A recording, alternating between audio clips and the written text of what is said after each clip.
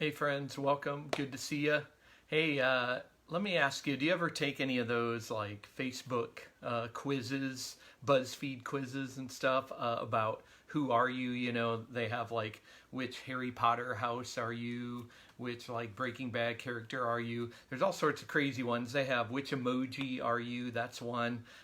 What kind of type of cereal are you? Here's a weird one. What type of garbage are you? That's one of them. Which 90s pop idol are you? Of course, there's which Disney princess are you? I'm Ariel, in case you were wondering. I'm sure you can tell why, right? All sorts of those. I want to talk to you today about going way beyond the Facebook BuzzFeed quizzes, how you're wired up, how I'm wired up, and what we do with it.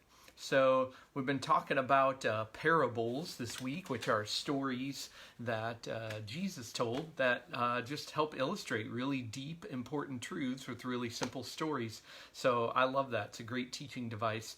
And one I want to talk about tonight is called the parable of the talents. It's in Matthew 25, if you want to read it on your own. This was long before America's Got Talent showed up. Jesus was talking about talents. And he tells in the story, it depends on what translation you read. Some say, that the master is giving people talents, which actually meant money. And now more modern translations say, he's given his servants actual bags of gold. But it's interesting that the word talent, even though it meant money for them, for us and how this parable applies to our lives, it actually includes the idea of our actual talents and gifts and skills and money. And more than that, which I'll talk about. So here's the story, the parable Jesus tells. He says, all right, a master had to go away on a trip, and he entrusted to 3 of his servants different amounts of talents or bags of gold. The first guy got 5 bags of gold, second servant got 2 bags, third guy got 1 bag of gold. And this is kind of like if you go out of town and you're like entrusting people to like house sit for you or pet sit for you, you're entrusting that they're going to take care of things. So he does this, and Jesus goes on and says, the guy with 5 bags of gold went out, put it to work, and he earned 5 more. Second guy with 2, he went out, put it to work, earned 2 more. And the third guy, he just took his 1 and ran away and hid it. So the master comes back and says, all right, guys, so how'd it go? How'd it go with the talents, with the gold that I gave you?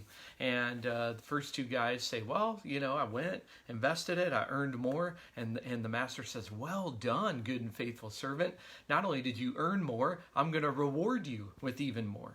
Because when you're entrusted with little, you get to be entrusted with more. He says that to the guy with 5 bags, with the guy with 2. He says, congrats, well done, you get rewarded with even more. And then the guy with just 1, he tells the master, he says, honestly, I was afraid, and I was afraid of you, so I went away and just hid my 1 talent, and so here it is back.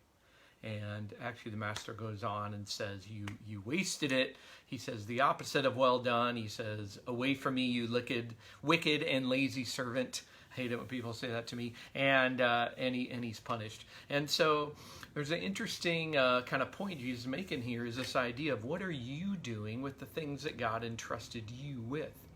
And God, believe it or not, whether you know it, whether you believe it or not, God has entrusted you, every single one of us, no matter your age or life stage or background or biblical knowledge, He's entrusted us all with lots of things to take care of for Him. And we like to talk at New Break about the idea of the 4 T's, because it just makes it easy to remember: time, talents, treasure, and testimony. And we'll talk about those here real quick. Time, talent, treasure, and testimony. And the good news is that, listen, everybody got time, talents, treasure, and testimony. We all get them. This isn't like, I was gone on the day God was handing that out. Or, no, it's kind of pass fail and I didn't get any. The good news is that we all get them. And don't forget this, it's not, the question with our faith is never just, do you believe in God? It's, do you realize that God believes in you? He believes in you, and He believes in you enough to entrust you with different things: time, talent, treasure, and testimony. Hard thing for us is it's so much easier to get focused on what I don't have, I see other people with talents that I don't have. I wish I could sing. I wish I was better mechanically. Wish I was a better cook. All these kind of talents. Obviously, I see lots of treasure that I don't have, things I wish I had and could buy, and all that kind of stuff. And especially in a time like this, quarantine time, I gotta be honest, some days I'm just like, man, God, I got like almost nothing left. You know, it just feels like I have just so little left. But how do we shift our focus instead to look at what we do have? That's what God's pushing me to recognize, and so I want to challenge you with that tonight. How do you focus on what you do have? And let's talk through those. Time, especially right now. This is a different kind of time. A lot of us aren't doing many of the things that we wish we would get to do. I miss a lot of the things that I used to get to do. But I'm trying to view this time. God's still entrusted, and time, by the way, of the four, is the one we all have the exact equal amount. Doesn't matter rich or poor, young or old, we all have 24 hours in a day, and we all get the same 7 days this week. So what are you doing with it, right? Part of using in this time, and this can be a whole separate talk, is am I resting? You know, Sabbath is so important to God. We'll talk about that in another one. But are you really use this time to rest? I realized I needed that. I need time to rebuild some margin, some energy, some rest in my life. So are we doing that? Are you using this time to connect with the other people around you? I've heard from lots of you say you are, like people I haven't talked to forever. You know, we all have that list of, I need to reach out to them sometime and check in, and we never get to it, and now we can. So keep it up. Are you connecting with people, even though we have to do it from a distance? Are you using this time to connect with God? That's another one of those things that we procrastinate, and maybe now you get the chance to more than ever. If you want some ideas of how to do that, let me know. How about talents? I believe one of the most important parts of our life is discovering how we're wired up. And from a faith perspective, I'd say one of our most important spiritual challenges is discovering how did God wire you up, beyond just which Disney princess you are, which Harry Potter house you would be. You can read Psalm 139. It's beautiful. It's about you. And it's about how, what a great word picture in there, that God knit you together in your mother's womb. And just that he knows the intricacies of how you're formed. So our challenge is to discover how. How did he wire me up? And I love speaking on that. I can do lots of talks on that, but let me give you a couple tips real quick. One way to discover how you're wired up: what have other people affirmed in you? I know we get uncomfortable with compliments sometimes, but what have people affirmed in you? That can be one of the things that you're really good at, that God's showing you. Pay attention, where's God affirmed things in you? When you've done something, you've seen good things come out of it. That could be part of your wiring.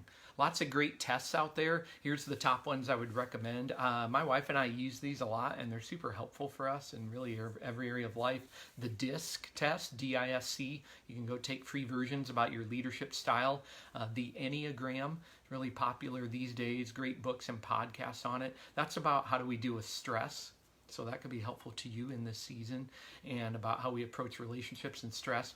And then Strengths Finder, that's the other big one. I brought my whole staff team through that, discovering what are your biggest strengths. It'll tell you your top 5. And learning mine made me realize, man, I need to lean into these and develop these more.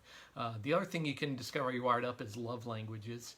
Too, is kind of how do you give and receive love the best. And one more would be your spiritual gifts.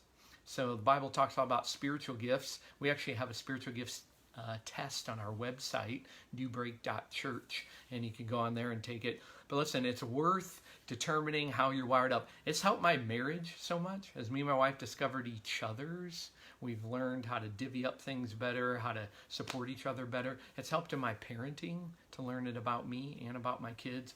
It's helped at work, helps in neighborhood, and it helps in time of crisis. When you're just like, I don't even know what I need anymore. I don't feel like myself anymore. I'm telling you, discover how you're wired up, and it can really help you with that. All right? That's the talents part of it. Treasure be the next part. Of course, maybe you feel like, yeah, I ain't got much treasure left. Our money doesn't really feel like treasure. But, you know, with what you do have, and know that I'm praying for those of you that are struggling in it right now and losing jobs and pay cuts. But with what you do have, you know, what are we doing with it? Do I just completely lose sight of how I could bless and serve others, or supporting my church? Have you bought and delivered anybody a dinner yet? You can do that, real affordable ways. I've seen all sorts of inspiring stories, by the way, people doing this. So great job, keep it up. My wife and I, we bought some friends a dinner. They have 3 kids, lost a job. We had a dinner delivered to them. We continue to support our church. As a church, by the way, we've tried to keep being generous, even though we're tight financially too.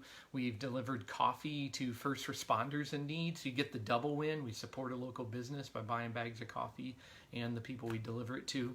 Just this last weekend, we gave away almost 100 bags of kind of art supplies and crafts So we've been doing that. Last T, testimony. That's kind of like your God story. Have you encouraged anybody lately? Have you told people, hey, I want you to know I'm thinking about you. God's thinking about you. Have you offered to pray for somebody? Maybe that freaks you out. You've never done it before. It could be one of the most powerful and memorable things you do for somebody. So my challenge for you is discover how you're wired up and then use it. You can use this quarantine time to develop those skills. The more we discover our wiring, what am I doing to develop the things that I'm gifted at and the things God has given me? I've been working on that. I've been trying to do more writing, more reading, more studying of things that I want to grow in. Because listen, at the end of the day, I really want you to get to hear what those servants in the parable heard.